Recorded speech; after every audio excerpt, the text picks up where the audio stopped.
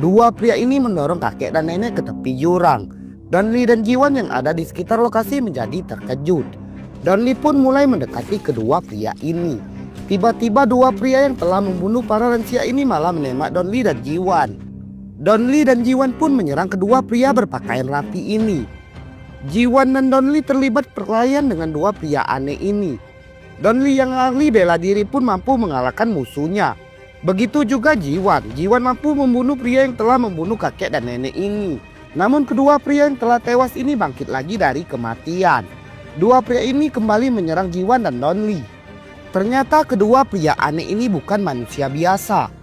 Setelah sekian lama berkelahi, Donly dan Jiwan pun kesulitan melawan kedua pria yang bisa bangkit lagi setelah mati.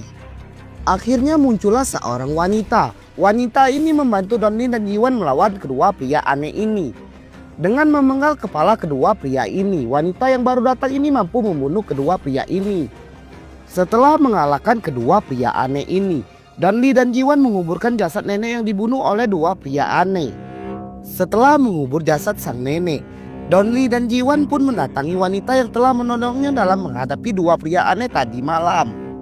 Ternyata wanita jago ini bernama Julie.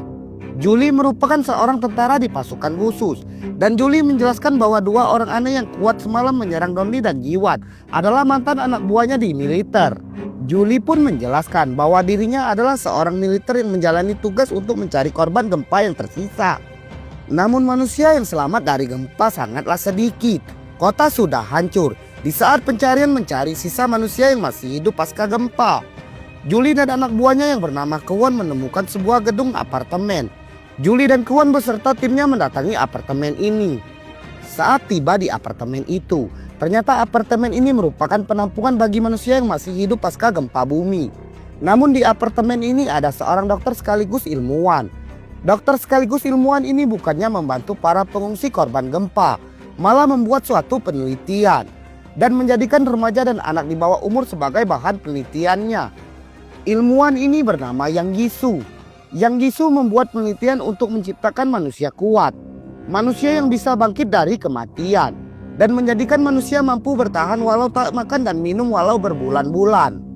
Mengetahui eksperimen ilmuwan gila ini yang menjadikan remaja dan anak di bawah umur sebagai objek penelitian, Julie merasa tak setuju. Julie mencoba menghentikan penelitian ilmuwan di apartemen ini. Namun anak buah Julie yang bernama Kwon malah mendukung ilmuwan ini. Akhirnya Julie dan anak buahnya Kwon terlibat perdebatan.